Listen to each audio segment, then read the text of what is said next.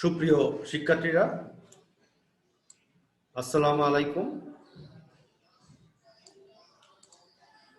জাতীয় বিশ্ববিদ্যালয়ের অনলাইন ক্লাসে সবাইকে স্বাগতম। করোনাকালীন শিক্ষা কার্যক্রম চলমান রাখার স্বার্থে জাতীয় বিশ্ববিদ্যালয়ের উদ্যোগে অনলাইন ক্লাসে সংযুক্ত হতে পেরে আমি আনন্দিত। সবাইকে স্বাস্থ্যবিধি মেনে চলার আহ্বান জানাচ্ছি।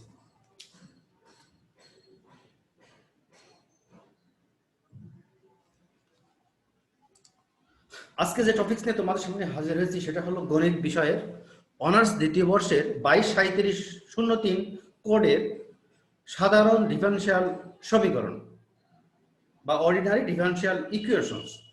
আজকে আমরা দিব লেকচার 14। তা লেকচারের শিরোনাম হলো পথজোট বা ট্রেজেক্টরিজ। আর পুরোটা সময় ধরে তোমাদের সাথে আছি মোহাম্মদ টিপু সুলতান, প্রভাষক গণিত বিভাগ, সরকারি MM কলেজ, যশোর। ওকে, আর এই টপিকসটা বা এই স্লাইডটা রেডি করতে আমি যে যে বইয়ের সাহায্য নিয়েছি, সহযোগিতা নিয়েছি, সেই বইগুলো হলো science publications, Titas publications, Mohammad Abu Yusuf স্যারের বই।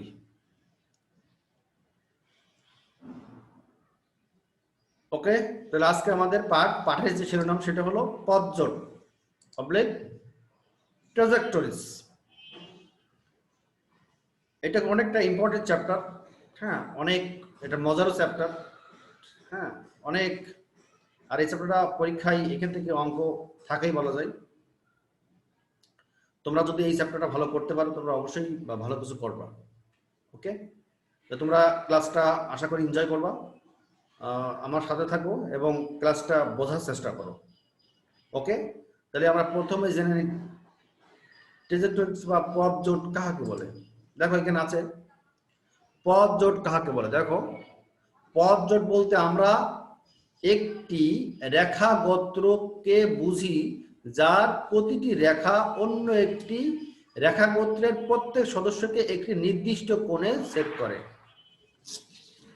তোমরা মনে হয় এই সংখ্যাটা পড়াশোনা মনে হয় ভালো বুঝতে পারোনি। আমি আরেকবার পড়ছি, পথজোট বা ট্রেজেক্টরি বলতে আমরা একটি রেখা গোত্র, একটা রেখা গোত্রকে বুঝি যার প্রতিটি রেখা অন্য একটি রেখা গোত্রের, প্রতিটি রেখা অন্য একটি রেখা গোত্রের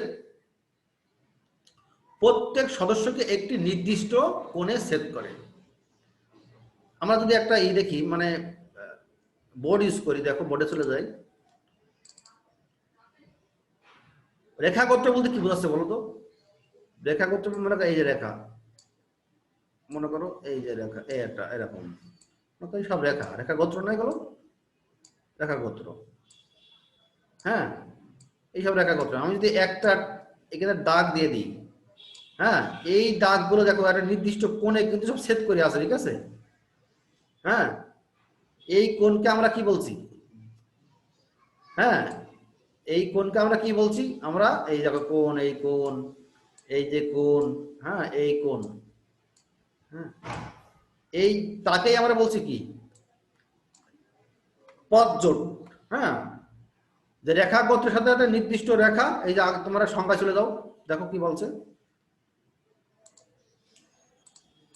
এই দেখো, পথজোট বলতে আমরা একটি রেখা গোত্রকে বোঝাই, রেখা গোত্র যার প্রতিটি রেখা অন্য একটি রেখা গোত্রের প্রত্যেক সদস্যকে নির্দিষ্ট কোণে ছেদ করে, ঠিক না? তোমরা মনে হয় আরো একটা ক্লিয়ার দেখো, আরো ক্লিয়ার করি একটু, ঠিক আছে? এই দেখো, এই তো মনে করো এইগুলো মনে করো রেখা, এগুলো সব রেখা, এই একটা রেখা গোত্র। হ্যাঁ, মনে করো সরল রেখা সব।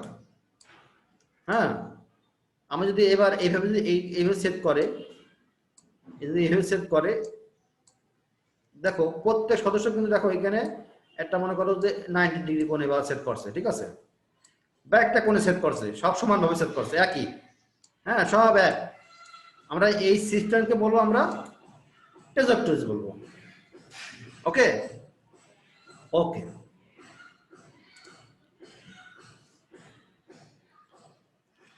ওকে। এবার দেখো এই টাইপ অফ ট্র্যাজেক্টরিজ বা পথজোটের প্রকারভেদ। পথজোট মূলত দুই প্রকার, একটা হচ্ছে লম্ব পথজোট, এর ইংরেজিতে বলবে অর্থোগোনাল ট্র্যাজেক্টরিজ, আর একটা তির্যক বা অবলিক ট্র্যাজেক্টরি। এখন আমরা দেখবো এই লম্ব ট্র্যাজেক্টরি কাকে বলে। ওকে, তারপর সংজ্ঞাটা দেখে নিই জায়গা থেকে। একই সমতলে কোনো একটি রেখা গোত্র, প্রতিটি রেখা যদি অন্য একটি রেখা গোত্রের সাথে প্রত্যেকের সাথে 90 ডিগ্রি করে ছেদ করে, তাহলে প্রথম রেখা গোত্রকে দ্বিতীয় রেখার গোত্রের লম্ব পথজোট বলা হয়। আমরা আবার একটা বোর্ড ইউজ করি, আমরা বোর্ডে চলে যাই। এই দেখো লম্ব হচ্ছে যে এইটা মনে করো আমরা একটা রেখা গোত্র টানলাম এরকম, এইটা কম লম্ব হবে কখন দেখো, যদি সোজা হয় খাড়ে, এই সোজা সোজা আসলে হয়নি, হ্যাঁ, যদি এরকম সোজা হয় মানে প্রত্যেকটা কোণ দেখো 90 ডিগ্রি সেট করে, হ্যাঁ 90 ডিগ্রি হবে, হ্যাঁ এই কোণ 90, এই যে 90, এই যে 90, সব যদি প্রত্যেকটার সাথে 90, প্রত্যেক রেখা যদি প্রত্যেকের সাথে যদি 90 ডিগ্রি কোণে কাট করে, সেই ক্ষেত্রে আমরা কি বলবো, লম্ব পথজোট। ওকে, তোমরা মনে বুঝতে পারছো। আচ্ছা, আমরা এখন চলে যাব পরে। দেখো তার আমরা পেয়ে গেলাম, তো আমরা এখন পরে স্লাইডে যাই। এবার দেখো তির্যক, তোমরা তো জানো যে তির্যক জিনিসটা কেমন, একটু বেঁকা নাকি, বেঁকা ভাবে সেট করে, মানে লম্ব হবে না, বাঁকা। দেখছো একই সমতলে কোনো রেখা, একটি গোত্রের প্রতিটি রেখা যদি অন্য একটি রেখা গোত্রের প্রত্যেক সদস্য 90 ডিগ্রি কম, মানে নট 90 ডিগ্রি, হ্যাঁ সেট করে, ঠিক আছে, একটা লম্ব হবে না, লম্ব হবে না, তাহলে প্রথম রেখা গোত্রকে দ্বিতীয় রেখার তির্যক রেখা বলে, তির্যক পথজোট বলে। আমরা আবার দেখি, আমরা একটু দেখার চেষ্টা করি। এই দেখো আমি ক্লিয়ার করে দিলাম, মনে করো একটা এই পথজোট একটা, যদি এরকম হয়, এরকম, হ্যাঁ এরকম ভাবে লম্ব না, এত লম্ব না, এই কোণগুলো লম্ব হবে না। ওকে, সেই কোণগুলোকে কি বলবো আমরা, তির্যক বা অবলিক ট্র্যাজেক্টরি। ওকে, আমরা মনে হয় বুঝতে পারছি এটা সুন্দর।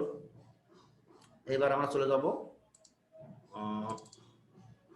এবার আলফা পথজোট, একই জিনিস, হ্যাঁ আলফা পথজোট মানে একটা নাম বলে দিয়েছে, এটা ওই তির্যকও না লম্বও না, ঠিক আছে, যে নামে হবে সেটা।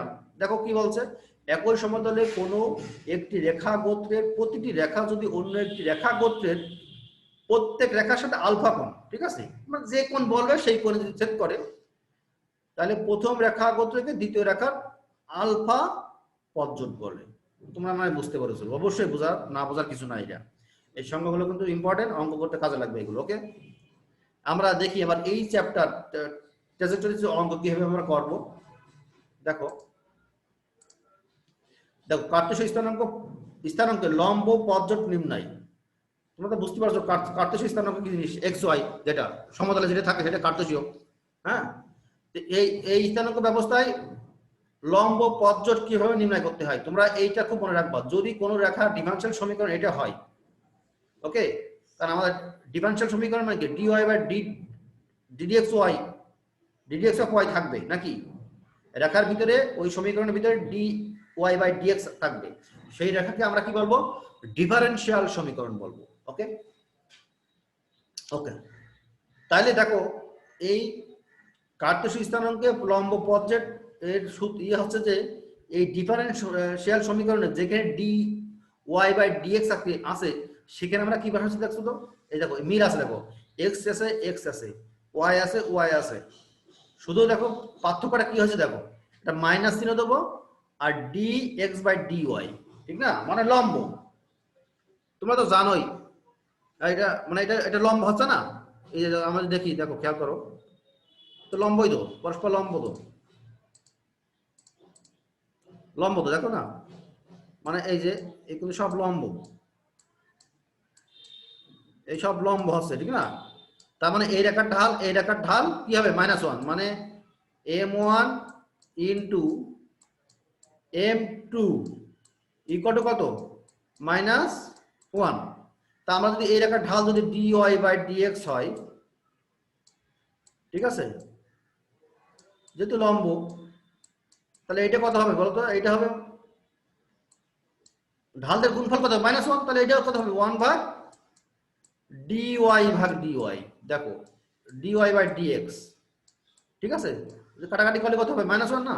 তা তুমি যদি এইটাকে যদি তুমি উল্টিয়ে দাও তাহলে কত হয় জিনিসটা?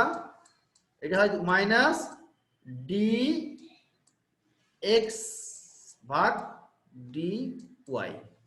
ক্লিয়ার? তোমরা মানে ক্লিয়ার হয়েছো? অবশ্যই ক্লিয়ার হয়েছো।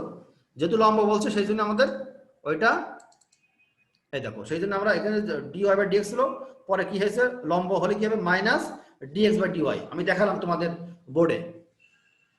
তা আমরা কিছু এবার আমরা প্রবলেম কিছু সলভ করব এই একই সিস্টেমে, হ্যাঁ, এই থিওরিটা অ্যাপ্লাই করে। দেখো দেখো আমরা একটা ইকুয়েশন লিখছি, xy ইকুয়াল টু সি আয়তাকার হাইপারবোলার গোত্রের লম্ব ট্রাজেক্টরি, ঠিক আছে? দেখো আমাদের প্রথম কাজ কি হবে? এই সমীকরণকে আগে একটা ডিফারেনশিয়াল সমীকরণে রূপদান করা। ওকে, তাহলে এইটাকে আমরা কি করব? x এর সাপেক্ষে কি করব? অন্তরীকরণ করব। হ্যাঁ, দেখো আমরা কি আছে, দেখো প্রথমে আমার এই দেখো, প্রথম আমরা এই যদি কোনো রেখা এই আকারে নেক্সট হবে, আগে রেখাকে আগে ডিফারেনশিয়েট করতে হবে। ডিফারেনশিয়েট করাই কিন্তু এইটা পরিবর্তন করে দিতে হবে। হ্যাঁ, ডিফারেনশিয়েট করার পরে যদি আমরা এই dy/dx এর জায়গায়, মানে এর পরিবর্তে যদি আমরা dx/dy লিখি, তখনই কিন্তু আমাদের লম্ব পথজোটের ডিফারেনশিয়াল সমীকরণ হয়ে যাবে।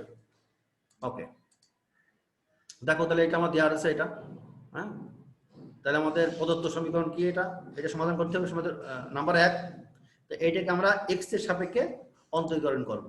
তাহলে হ্যাঁ, এটা x এর সাপেক্ষে এ লেখা হবে, x এর সাপেক্ষে অন্তরীকরণ করে পাই। তাহলে আমরা কি পাচ্ছি? দেখো y × 1 + x × dy/dx = 0। ওকে, এইবার আমরা এবার কাজ কি? এইটা কিন্তু আমাদের একটা ডিফারেনশিয়াল সমীকরণ। ওকে, কারণ dy/dx আছে।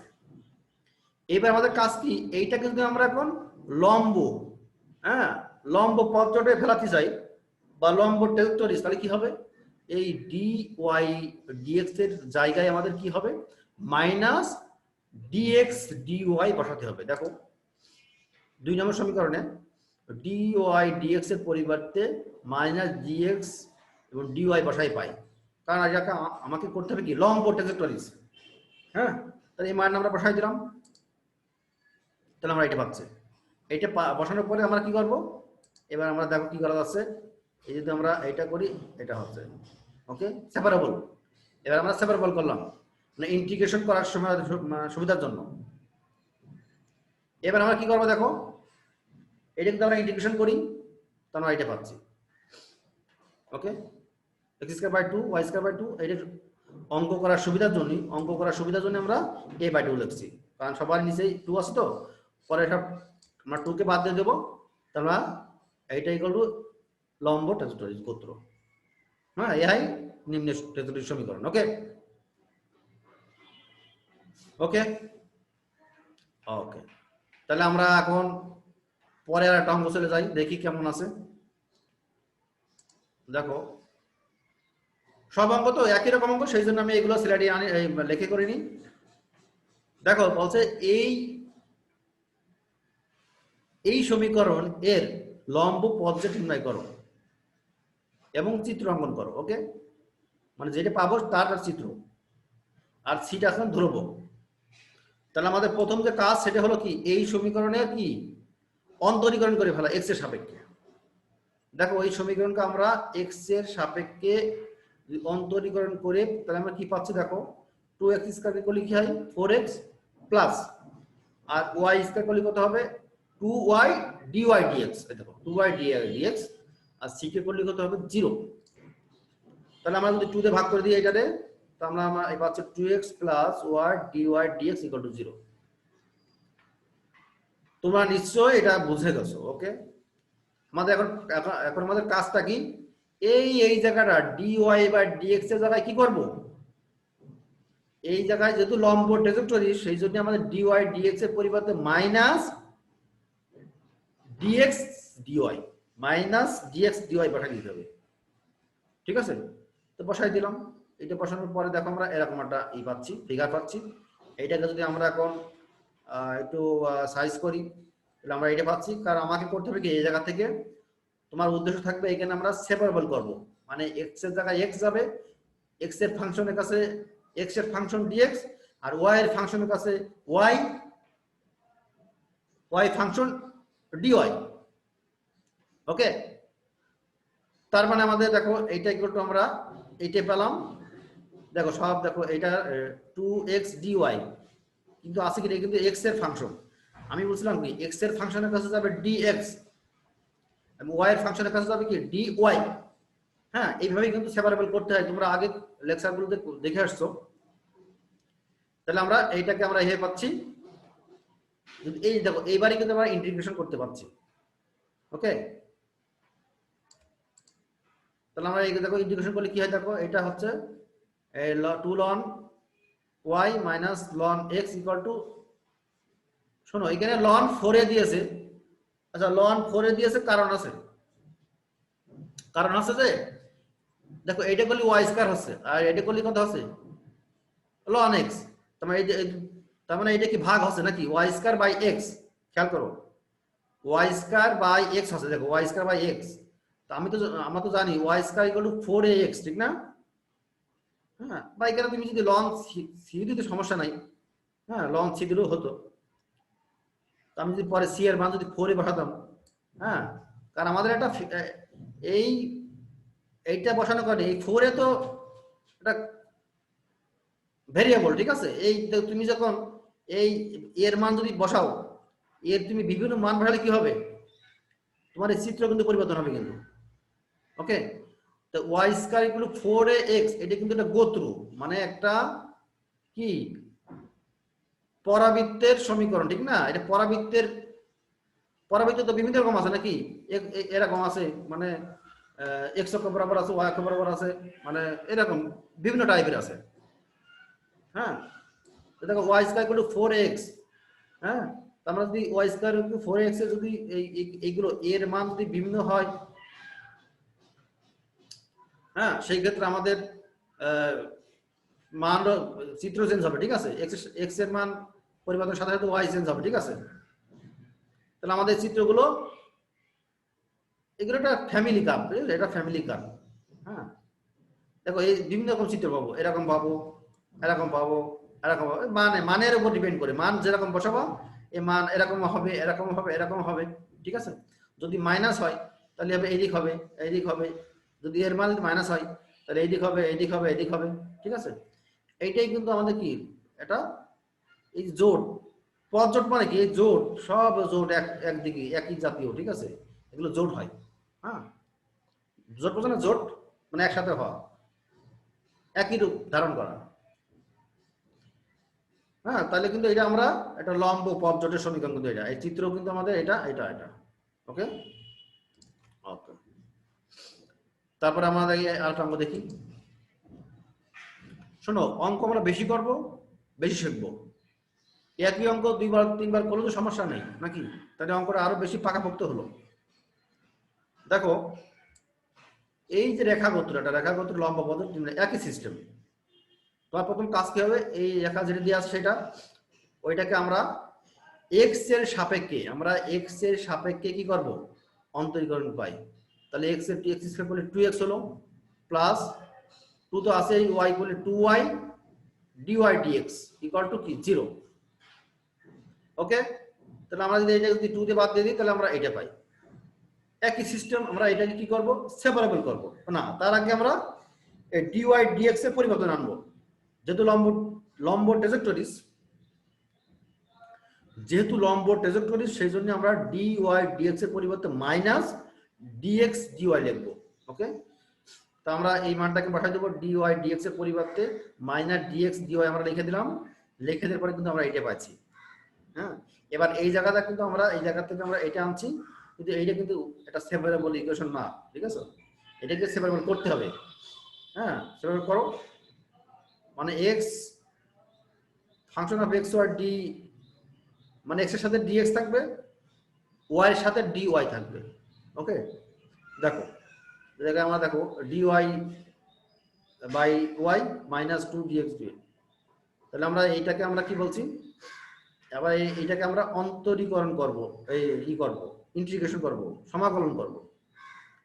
তো সমাকলন কি হবে, ln y minus 2 ln x, okay, equal to এত, এটা পেলাম।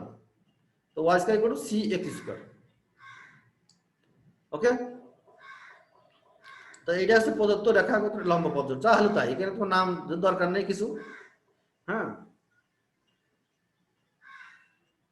হ্যাঁ, তাহলে আমরা কি লিখছি, যা প্রদত্ত ক্ষেত্রকে 1 নম্বরের লম্ব পদ্ধতির সমীকরণ। ওকে, যা পাবো সেটাই। ওকে, আচ্ছা ঠিক আছে, আমরা এখন চলে যাব পরের অঙ্ক, আরেকটা অঙ্ক দেখবো একই রকম অঙ্ক। দেখো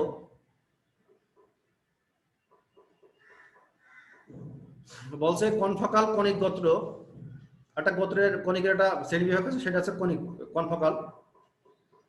বলছে এই গোত্রের এর লম্ব পদজোট গোত্র একই হবে, এর লম্ব পদজোট গোত্র একই হবে, ঠিক আছে? মানে যেটা পাবো সেটা তোমার কনফোকালই হবে। দেখো প্রদত্ত গোত্র সমীকরণ এইটা, ওকে, যদি আছে আমরা যথারীতি কি করব, এটাকে আমরা x এর সাপেক্ষে অন্তরীকরণ করব। ওকে, তাহলে আমরা কি হচ্ছে দেখো 2x/c 2y something dy dx, dy dx আর ইকুয়াল টু 0। তার মানে আমরা যদি 2 বাদ দিয়ে দিই তাহলে আমরা এটা পাচ্ছি। ওকে, এবার আমরা যদি এটা মানে অঙ্ক করার সুবিধার জন্য, হ্যাঁ এখানে একটু ঝামেলা আছে সেপারেবল করা, সেই জন্য আমরা dy dp dx equal to আমরা কি ধরছি, p ধরছি, p আমরা লেখা যায়, এটা আমরা লিখতে পারি, আমরা জানি আগেই করে আসছি, সিঙ্গুলার সলিউশনে করেছি বা আরো কিছু অন্য জায়গায় করেছি, p ধরছি আমরা। হ্যাঁ, তাহলে আমরা যদি এটাকে যদি আমরা এখন কি করেছি দেখো, এই সি সি তে ভাগ করে দিয়েছি, তাহলে আমরা এটা পাচ্ছি আর এইটা পাচ্ছি।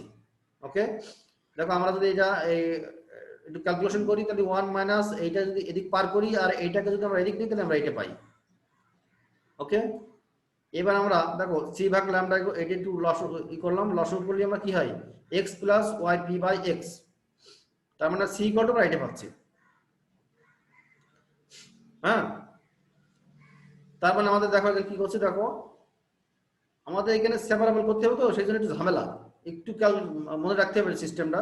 দেখো আমরা এই সমীকরণে উভয় দিকে ল্যামডা দিয়ে ভাগ করছি, কারণ এখানে একটা ফাংশন আছে দেখো সি মাইনাস ল্যামডা, তো আমরা এখানে সি মাইনাস ল্যামডা করছি আর কি, করলাম, করার পরে আমরা কি আছে দেখো এই মান কিন্তু আমরা পাচ্ছি, ঠিক আছে, এই কিন্তু মান আছে, কিন্তু এই মানটা তুমি এই জায়গাতে বের করতে পারবা। হ্যাঁ, বা এই জায়গাতে বের করা যাবে, এই যে সি মাইনাস ল্যামডা মান কত, এইটা ভাগ এটা। ওকে, তার মানে আমরা এইটুকু আমরা এখানে লসগু করলাম, এটা এই পাঁচটা এই যে এইটা আছে যে এইটা লসগু করে আমরা এটা পাচ্ছি, আর সি মাইনাস ল্যামডার মান কত, এই যে এইটা c minus lambda equal to minus y p c by x. হ্যাঁ, ওকে, তোমরা আশা করি বুঝতে পেরেছো, কোনো সমস্যা নেই। এই যাও, তারপরে আমরা এটা আবার গুণ করে দিয়েছি, ঠিক আছে, গুণ করে আমরা এটা পাচ্ছি আর কি। ওকে, দেখো পরে লাইনে যাই আমরা, দেখো আমরা কি হচ্ছে দেখো,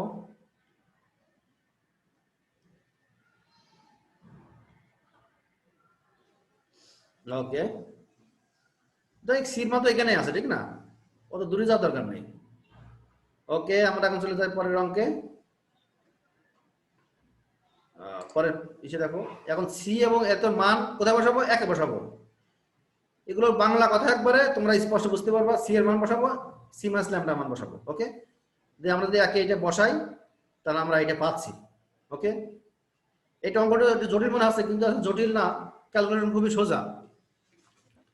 দেখো কি হচ্ছে দেখো, পরে আমরা এটা আমরা লসগু করছি, লসগু করে আমরা আমরা এরকম একটাই পাচ্ছি। হ্যাঁ, লসগু করে আমরা এরকম একটা সমীকরণ পাচ্ছি। হ্যাঁ, এই জায়গাতে আমরা কমন নেই, এরকম একটা আমরা উৎপাদক পাচ্ছি। হ্যাঁ, দেখো প্রদত্ত গোত্র 1 নম্বর সমীকরণ অন্তরক বুঝলাম, কারণ ওখানে ডিওয়াই ডিএক্স পাইছি। এবার কিন্তু এই দেখো আমাদের এই সমীকরণ মানে কি, এটা কিন্তু একটা ডিফারেনশিয়াল সমীকরণ পেয়ে গেছি অলরেডি আমরা, ঠিক আছে। পি মানে কি ডিওয়াই ডিএক্স, পি মানে কি ডিওয়াই ডিএক্স, মানে এটা ডিফারেনশিয়াল সমীকরণ। এবার আমরা কি করব, এই ডিওয়াই ডিএক্স এর পরিবর্তে মাইনাস ডিএক্স ডিওয়াই লিখবো, মানে কি পি এর স্থলে কি লিখবো, পি এর স্থলে লিখবো মাইনাস ডিএক্স ডিওয়াই বা 1/p এই লিখলেও হবে, সমস্যা নেই। তার মানে এইটা যদি আমরা পি হয় তাহলে কি হবে, এটা -1/p, এটা বোঝা যাচ্ছে। আমরা এই সমীকরণে আমরা পি এর জায়গায় -1/p বসাই দিলাম, বসাই দেওয়ার পর আমরা এটা পাচ্ছি। এটা যদি আমরা একটু ক্যালকুলেশন করি তাহলে এটা পাচ্ছি। ওকে, তো এটাকে যদি আমরা আর একটু যদি লসগু করে দিই বা পি তে ভাগ করে দিই, তার মানে আমরা এটা পাচ্ছি। এটাই কিন্তু আমাদের রেখাগোত্র এক লম্ব সমীকরণ। আমরা কিন্তু এটাকে ডিওয়াই ডিএক্স আকারে প্রকাশ করিনি, এখানে আমরা ধরে নিচ্ছি অঙ্ক করার সুবিধার জন্য বা এটা রেখে দিয়েছি, কোনো সমস্যা নেই। ওকে, যেহেতু 1 নম্বরের অন্তরক সমীকরণ এবং লম্ব পদজোটের অন্তরক সমীকরণ একই, হ্যাঁ ঠিক আছে, মানে একই পাচ্ছি, দেখো একই হচ্ছে, ওই মান বসালে আমরা একই পাবো। সেহেতু প্রদত্ত রেখাগোত্র এক লম্ব পদজোট একই হবে।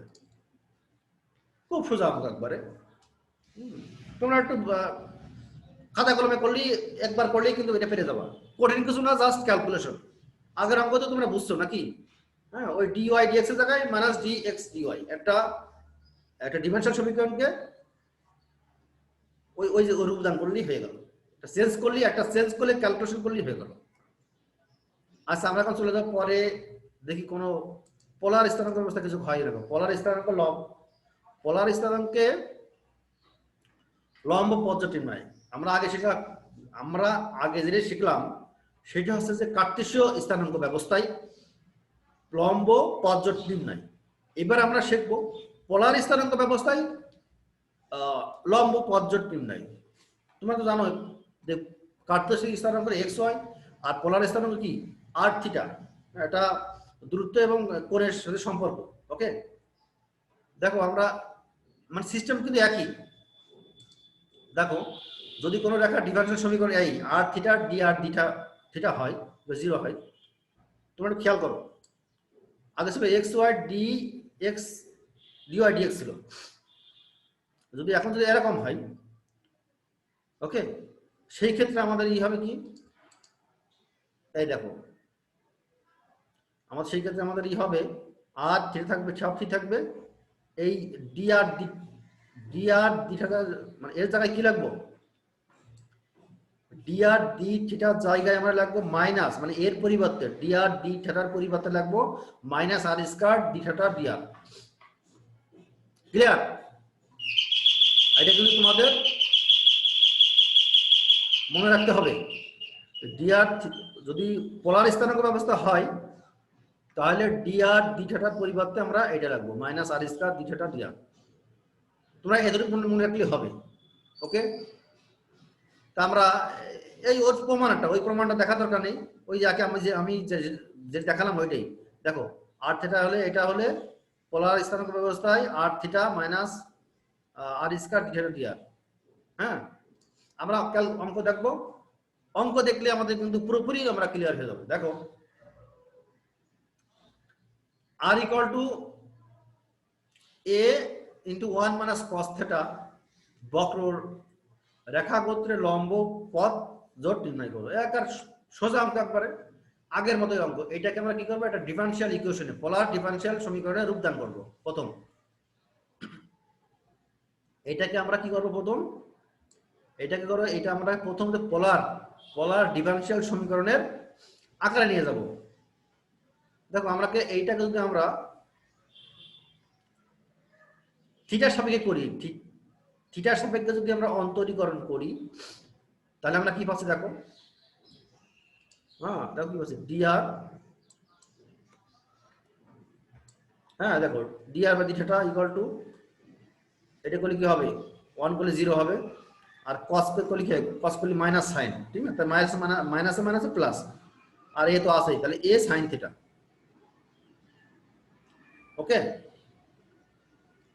এবার এই একে এই ধ্রুব থাকে, ধ্রুব এটা কিন্তু থাকতে পারবে না, এটাকে আমরা কি করব, অপসারণ করে দেবো। ওকে, এই সমীকরণের ভিতরে কোনো ধ্রুবক থাকতে পারবে না, আর থিটা এবং ডি আর ডি থিটা থাকবে, আর কিছু থাকবে না। তা আমরা যদি এখানে এ কে যদি ভ্যানিশ করতে চাই তাহলে আমার কিন্তু কি থাকবে, দেখো এ ইকুয়াল টু কি লেখা যাবে, a equal to r by 1 minus cos theta লেখা যাবে। ঠিক আছে, তাহলে আমরা এটা লিখে দিলাম, এর মান এটা বসাই দিলাম। তাহলে আমরা দেখো কি করা আছে, দেখো পরের লাইনে চলে যাও। এবার আমরা কি করব, দেখো আমরা যে ইকুয়েশন পাইছি এখানে কিন্তু আর দেখো আর থিটা এবং ডি আর ডি থিটা নিয়ে, কিন্তু এর ভিতরে অন্য কিছু নাই কিন্তু। হ্যাঁ, অতএব এটা আমরা কি বলতে পারছি, যে পোলার ডিফারেনশিয়াল সমীকরণ। ওকে, এবার আমরা কি করব, এই ডি আর এবং ডি থিটার পরিবর্তে কি লিখব, minus r square d theta by d r. Okay, এই দেখো তাই এবার করেছি, দেখো এই স্থলে আমরা এটা লিখছি, দেখো যদি আমরা বসাই দিই আমরা এটা পাচ্ছি, দেখো এটা ইকুয়াল টু এটা, হ্যাঁ এটা ইকুয়াল টু এটা। এবার এইটাকে কিন্তু আমরা ক্যালকুলেশন করে সেপারেবলে নিয়ে আসবো। দেখো তো এই দেখো এই ডিআর এবং ডিআর এর জায়গায় চলে গেছে এবং থিটা গুলো একপাশে আছে। হ্যাঁ, এইটাকে আমরা একটু এই টাইপের অঙ্ক আমরা অনেক করেছি। আমরা এই দেখো এইটাকে আমরা একটা ইন্টিগ্রেশন ফরম্যাটে আনা যায় কিনা, দেখো কি লিখছি আমরা, উপর নিচে 1 প্লাস cos দিয়ে গুণ করেছি, গুণ করলে আমরা 1 মানে cos স্কয়ার মানে a প্লাস গুণ মাইনাস b মানে a square minus b square, আর যা আছে তাই থিটা। তো d r theta equal to এই 1 মাইনাস sin স্কয়ার বাই এটা, এই sin sin চলে গেল, এটা হচ্ছে ঠিক না। এবার একটা জিনিস খেয়াল করো, 1 মাইনাস cos থিটাকে যদি আমরা এবারে ইন্টিগ্রেশন উভয় দিকে আমরা ইন্টিগ্রেশন করব, খেয়াল করো এটা তো ln r হচ্ছে ইকুয়াল টু, তুমি যদি নিচেরটা ডিফারেন্সিয়েট করার পরে যদি সরাসরি উপরেটা পেয়ে যাও, তার মানে কি পাই, ln নিচেরটা নাকি, ln নিচেরটা দেখো তুমি পাচ্ছো 1 করলে 0, cos করলে কি হবে, sin হবে। হ্যাঁ, তার মানে তুমি এইটাকে ডিফারেন্সিয়েট করলে উপরেটা পেয়ে যাচ্ছ। তাহলে আমরা কি লিখতে পারি, ln 1 প্লাস cos থিটা। এই দেখো আমরা একটু ডিবি না, আর একটু সমস্যা নাই। হ্যাঁ, তাহলে 1 ভাগ ln r ইকুয়াল টু আমরা এটা পাচ্ছি। ঠিক আছে, তো উভয় পক্ষে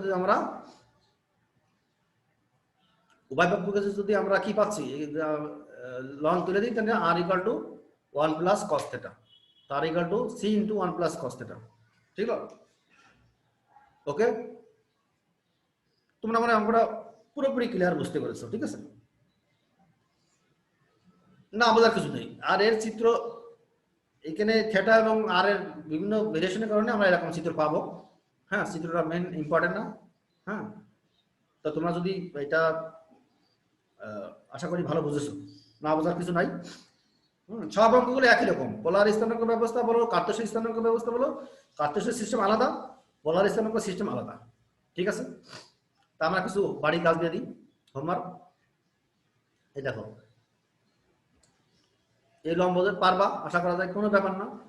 এটাকে প্রথমে আমরা কি করব, ডিফারেনশিয়েট সমীকরণ মানে কার্তেশীয় স্থানাঙ্ক ব্যবস্থায় যে ওই সমীকরণে রূপদান করব। হ্যাঁ, তারপর আমরা কি করব, ওই dy dx এর জায়গায় মাইনাস dx dy বসাই দিলি যা হবে তাই आंसर। এটা একই রকম, এই শব্দ x y থাকলে বুঝতে হবে যে এটা কার্তেশীয়। হ্যাঁ, ওকে, আর পোলার স্থানাঙ্ক ব্যবস্থা বুঝবা যে তুমি আর থিটা থাকলে সেটা পোলার স্থানাঙ্ক, এবং সেটাকে তোমাকে পোলার স্থানাঙ্কই নিতে হবে। ওকে ওকে, আমার মনে হয় তোমরা এই দেখো পোলার স্থানাঙ্ক আছে এখানে, এই যে ওইগুলো বাড়ির কাজ, এইগুলো সব একই রকম অঙ্ক প্রায়। হ্যাঁ, একই রকম মানে একই রকম অঙ্ক তোমরা বাসায় বারবার প্র্যাকটিস করবে না, বারবার প্র্যাকটিস করলে তোমাদের ভালো হবে। ঠিক আছে, আশা করি তোমরা এই ক্লাসটা অবশ্যই এনজয় করেছো। হ্যাঁ, এবং এই যদি তোমরা ক্লাসটা করার পরে তোমরা যদি এখন বাসায় একটু প্র্যাকটিস করো তাহলে তোমাদের পুরোপুরি ক্লিয়ার হয়ে যাবে। অতএব তোমরা বেশি বেশি প্র্যাকটিস করো এবং ভালো থাকো। আমাদের জাতীয় বিশ্ববিদ্যালয় যে উদ্দেশ্য নিয়ে তোমাদের এই প্রোগ্রাম, এটা জন্য তোমাদের দ্বারাই সাফল্যমণ্ডিত হবে, এই আশাবাদ ব্যক্ত করি আমি আজকের মতো তোমাদের কাছ থেকে বিদায় নিচ্ছি। আল্লাহ হাফেজ।